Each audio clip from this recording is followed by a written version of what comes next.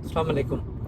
आज हम बात करते हैं इंडियन पॉलिटिक्स के ऊपर कि इंडियन पॉलिटिक्स एक्चुअली क्या चीज़ है, किस तरह वो काम करती है, और मैं उसको थोड़ा सा रिलेट करना चाहूँगा पाकिस्तान के साथ में कि पाकिस्तान एक्चुअली कहाँ मार खा रहा है, हो क्या रहा है, कि पाकिस्तान इकोनॉमी के साथ क्या हो रहा है, क्यों पाकिस्तान के साथ इतनी ज़्यादा प्रॉब्लम्स आ रही हैं। देखिए 2014 की अगर हम बात करें तो जिस वक्त नरेंद्र मोदी जो इनके पीएम है इंडिया के, वो उन्होंने जब चार्ज संभाला तो डेफिनेटली एज बीइंग पाकिस्तानी हर कोई उनके अगेंस्ट था कि जी वो मज़हब के ख़िलाफ़ बहुत बात करते हैं, ठीक है, वो मज़हब को यूज़ करते हैं, वो एक अलग फैक्टर है। आप इन चीज़ों को, अगर हम मज़हब को और इन चीज़ों को थोड़ी देर के लिए भूल जाएं तो हम बात करेंगे उनकी पॉलिटिक्स की, यूँ कह लें कि दूरबीनी पर, कि वो कितने दूरबीन, वो कितने यानी कि अच्छे हैं इस मामले में कि उन्होंने मुस्तकबिल के बारे में सोचा और अपने अपने लोगों के बारे में सोचा है।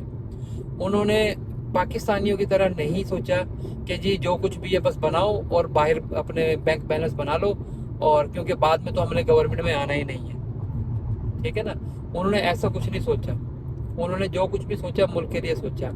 फिर 2016 में उनके जो एक बहुत बड़ा मूव था कि इंडिया की जो उन्होंने करेंसी चेंज करी सडन, उसका उस वक्त तो ठीक है कि लोगों ने मजाक उड़ाया, लेकिन अगर हम थोड़ा सा इसको इकोनॉमिक पॉइंट ऑफ व्यू से सोचना शुरू करें ना, तो आप यकीन करें इसका बहुत बड़ा बेनिफिट हुआ इंडियन इकोनॉमी को।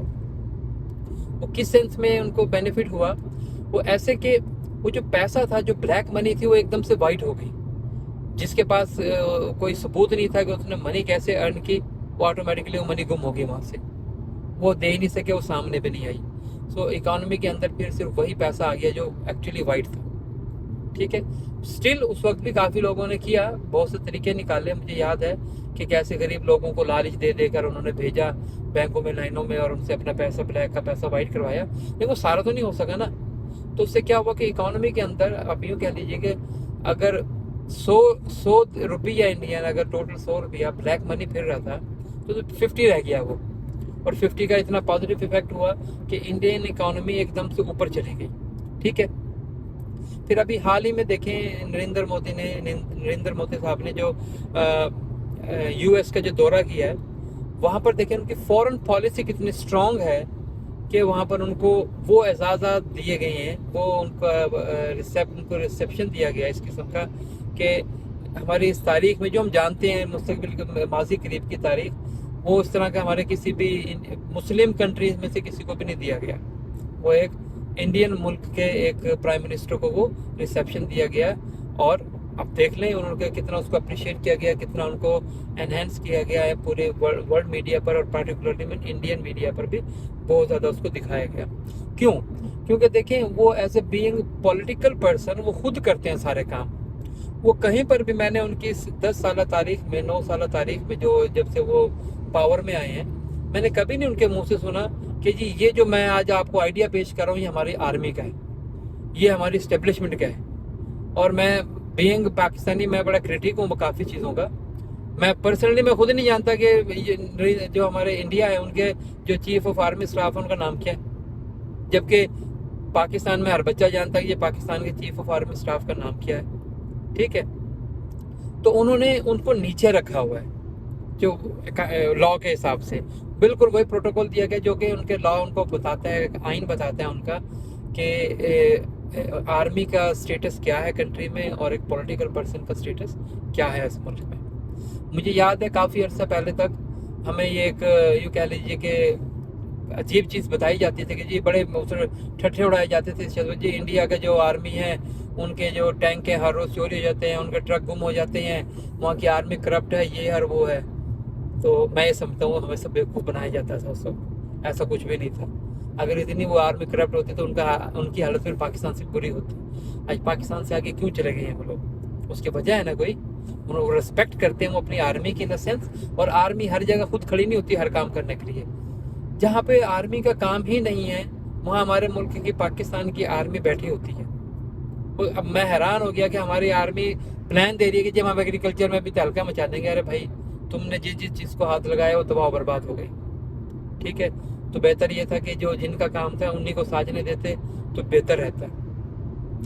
अब नरेंद्र मोदी साहब की तरफ मैं वापस आऊँगा। उन्होंने ऐसा क्या जादू किया, देखिए उन्होंने फॉरेन पॉलिसी ऐसी बनाई, ऐसे ही उनको स्ट्रॉन्ग किया अपनी फॉरेन पॉलिसी को, और वहाँ पर उन्होंने जो उनके तजर्बाकार लोग थे ना, उनको उन्होंने बिठाया, जिनके तजर्बे से उन्होंने इस्तिफादा भी हासिल किया। हमारे पाकिस्तान की तरह नहीं है कि एक बंद कमरों में बैठ के डिसीजन ले लिया गया कि जी बिलावल साहब जो हैं वो हमारे फॉरेन मिनिस्टर बनेंगे। भाई खेलने कूदने की उम्र है, अभी शादी उनकी हो ही नहीं, पता है नहीं उनको किसी भी चीज़ का दुनिया में। चल बने वो फॉरेन ऑफिसर बनने, और लगे पड़े हैं दौरों पे दौरे किए जा रहे हैं, बन कुछ नहीं रहा। अब मैं आपको इसकी थोड़ी सी बताता हूँ। किसी जंगल का एक बादशाह फौत हो गया, तो उसमें किसी तरह से कुरंदाजी हुई, या कहते हैं लकी ड्रॉ हुई, एक बंदर को उन्होंने बाद में बादशाह बना दिया अपने उसका जंगल का।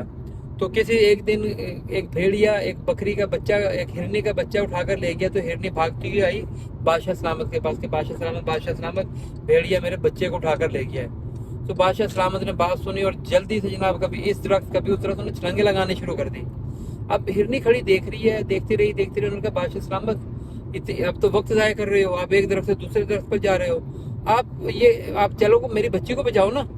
तो बंदर ने देखें बड़ा अच्छा जवाब दिया, और वही हमारे साथ भी हो रहा है कि देखें कि मेरे काम करने में अगर आपको कमी लगती है तो बताएं, जो मुझे काम आता है। देखो मुझे ये काम पूरी तरह से आता है कि मैं जंप लगा सकता हूँ एक दरख्त से दूसरे दरख्त पर।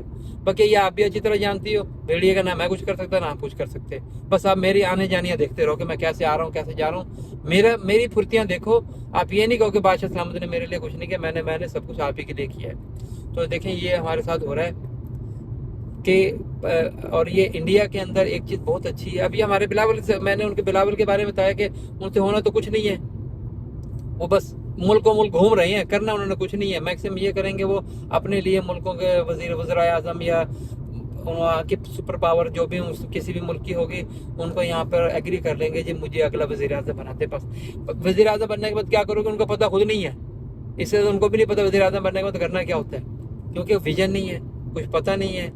तो ये वो चीज़ें हैं जो मैं क्या समझता हूँ कि हमारे इंडिया में और पाकिस्तान में बहुत बड़ी डिफ़र करती हैं। ठीक है, इंडिया के अंदर एक वज़ीर आज़म है, वो 10 साल बैठा रहता है, चाहे अच्छा चाहे बुरा। पाकिस्तान में देखो आज तक की हिस्ट्री में कभी कोई वज़ीर आज़म बैठे ही नहीं है। डर्टी पॉलिटिक्स हो गई है यहाँ पे। यूएई में कोई भी ऑन नहीं करता, लेकिन मुझे पता है कि इन्होंने जायदादें बना रखी है मुल्क से बाहर। सब ने मुल्क से बाहर इतनी जायदादें बना रखी है कि आपकी सोच है, लेकिन कोई भी ऑन नहीं करता, क्योंकि ये वो वाइट किस्म का क्या कहते हैं इसको, क्राइम है जिसका प्रूफ नहीं है। इसी तरह की चीज़ें इंशाल्लाह हम आगे भी डिस्कस करते रहेंगे। अपना ख्याल रखिएगा। अस्सलाम वालेकुम।